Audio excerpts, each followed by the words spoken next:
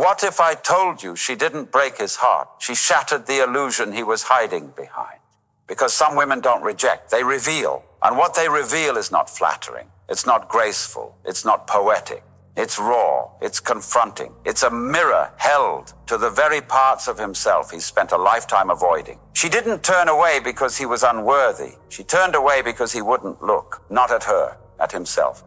Carl Jung once said, the most terrifying thing is to accept oneself completely. And she, with all her depth, her silence, her sacred unpredictability, forced him into the proximity of his own darkness. Not by criticism, not by punishment, but by being what he could not yet hold. She did not reject him. She awakened his shadow, the hidden shame, the quiet need for control, the unspoken rage at being seen and not praised, the ego that confuses vulnerability with weakness and tenderness with danger. She didn't need to fight. Her presence was the confrontation. Because the feminine, in its awakened form, doesn't scream for attention. It reflects. And that reflection is blinding to a man still addicted to power over presence. She looked at him not through the lens of desire, but with a kind of sacred neutrality. She saw him, not the role, not the armor, not the performance, but the man beneath it. And that gaze, that still silent scene, shook him. Because it asked for no act, it asked for his essence. And when he couldn't offer it, when he reached instead for charm, for logic, for force, he watched her walk away. Not as punishment, but as prophecy. Because she could not shrink herself to fit inside the prison he had built around his soul. Alan Watts once said, "You are under no obligation to be the same person you were 5 minutes ago."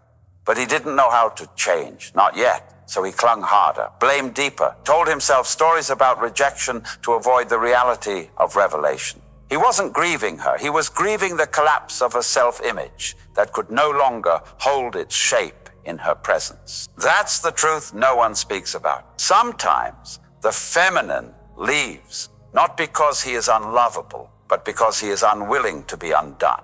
And the feminine, in its true form, does not stay where truth is not welcome. So she became the silence, the unanswered call, the absence that echoes louder than her voice ever did. And in that silence, he begins to feel the tremble of something deeper. Not loss, not betrayal, but the first cracking of the shell that's kept him separate from himself. She didn't reject him. She remembered him and waited to see if he would do the same. But remembrance is a terrifying thing when all you've known is performance. So he mistook her leaving as failure, when in truth it was the beginning of an invitation to meet the parts of himself he still fears, to embrace the boy who never felt safe being soft, to stand naked before the mirror and no longer flinch. That is what she awakened. Not heartbreak, but wholeness. And he can only reach it by walking straight through the shadow her love once revealed. He thought her silence was judgment, that her distance meant dismissal. But the feminine doesn't operate on punishment. It operates on reflection. She didn't walk away to hurt him. She stepped back because he refused to step in. Not into the relationship, into himself. Because the moment her eyes saw deeper than his performance, he felt exposed. And exposure without readiness feels like betrayal.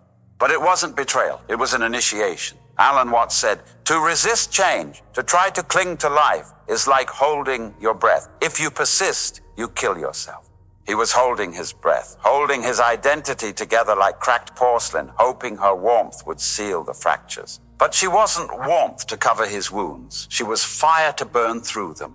This is the power of the awakened feminine. Not to comfort a man in his fragmentation, but to call him into integration. And that call is terrifying because it means letting go of the story. Of being the one who is always strong, of being the man who has it figured out, of being the rescuer instead of the one who finally admits he too needs saving, but not by her, by his own willingness to feel.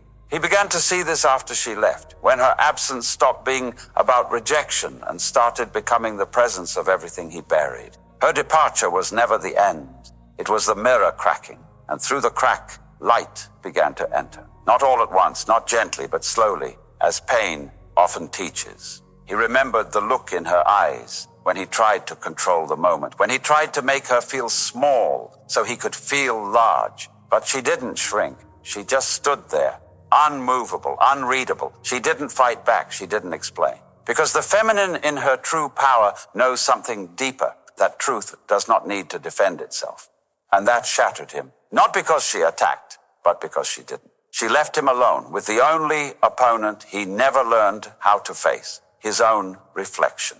Carl Jung would say that the shadow isn't evil, it's merely repressed. And what is repressed in a man often shows up as resistance to the very thing that could heal him.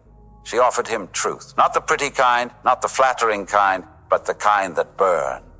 And when he ran from it, she didn't chase, because the feminine does not pursue the unwilling. It withdraws, not to punish, but to protect its own depth. So he sits now in the echo of what could have been, not with bitterness, but with awakening. And that's the paradox. Her rejection was his liberation, because only when she left did he finally begin to hear the voice beneath the armor. The voice that whispers, "You were never too much. You were just too hidden." Now he must return to that voice, to meet the parts of himself she saw, but he couldn't yet hold. And if he's brave, he won't chase her. He'll chase the man she was reflecting all along. The feminine does not awaken by accident. She arrives when a man is on the edge of forgetting himself. She steps into his world, not to decorate it, but to dismantle it. And dismantle it she did, not with anger, not with blame, but with the unbearable honesty of being fully present.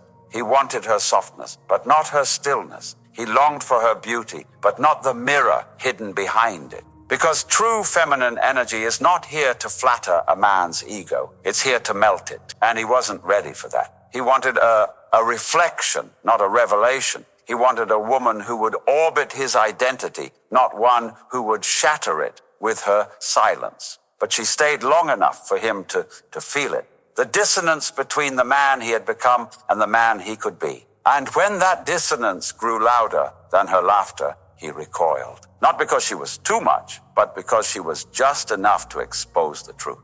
Carl Jung wrote, "People will do anything, no matter how absurd, to avoid facing their own souls." And he was no exception. He covered it up with logic, justified his withdrawal with reason, spoke of compatibility, timing, emotional capacity. But deep down, beneath all the stories and strategies, was fear.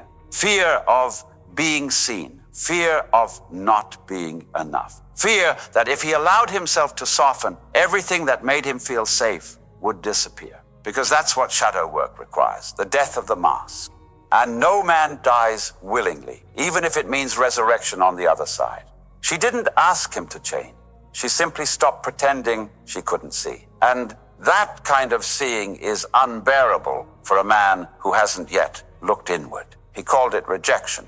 But what he really feared was that she was right.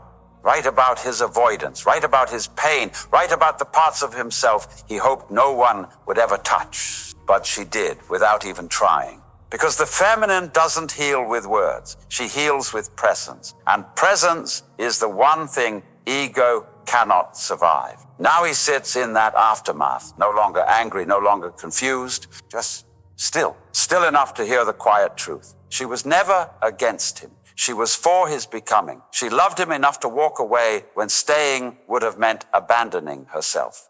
And that is the kind of love most men never recognize until it's gone. Alan Watts reminds us, you didn't come into this world. You came out of it like a wave from the ocean. She was a wave that pulled him back toward his origin. And now he must decide whether to return to the shore or learn to swim. Because her absence is no longer empty. It's full of meaning, full of mirrors, full of him. The parts of him he refused to meet now surround him. And slowly, painfully, beautifully, he begins to greet them, not as enemies, but as the hidden self she awakened. Every man must face this moment, when the woman leaves, not out of anger, but out of necessity. Not to punish, but to preserve her own radiance. And what she leaves behind is not emptiness. It is invitation. An invitation not to chase her, but to chase the parts of himself that trembled in her presence. She did not ask him to become more. She simply wouldn't stay for less. And now the echo of her absence becomes his teacher. He begins to see it now, how she never tried to fix him, never demanded his growth. She only stopped shrinking to fit inside his comfort. And that made her dangerous, not because she hurt him, but because she showed him where he was hurting. Her silence didn't shame him, it revealed his shame. Her calm didn't provoke him, it exposed his chaos. Her stillness didn't reject him. It held up a mirror to the storm he carried inside. Carl Jung taught that the feminine, in its essence, is the bridge to a man's unconscious, a living symbol of what he must reclaim to feel whole.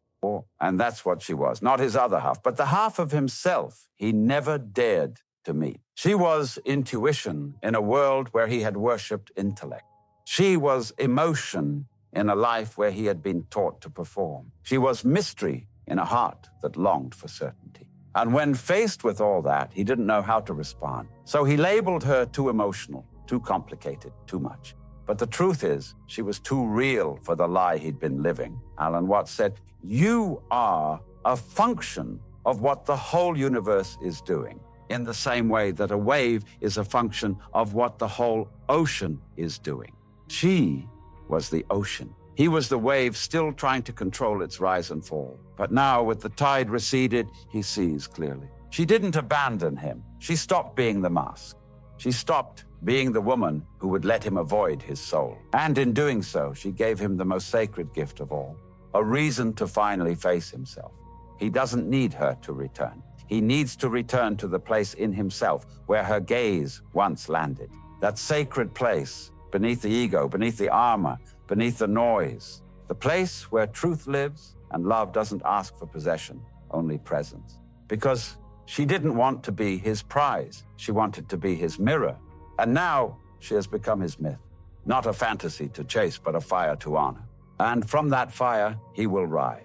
Not to win her back, but to never betray himself again. The feminine never truly leaves. She imprints, not on the skin, but on the soul. And when she's awakened something sacred, her absence becomes a presence that whispers not of her, but of him, of the man he glimpsed in her presence, the man he forgot he could be, the man not built by success or strategy, but born in the stillness of her seeing. He used to believe that healing meant forgetting her, but now he knows he was never supposed to forget. He was supposed to remember differently, to remember her, not as the one who walked away, but as the one who walked him back to himself.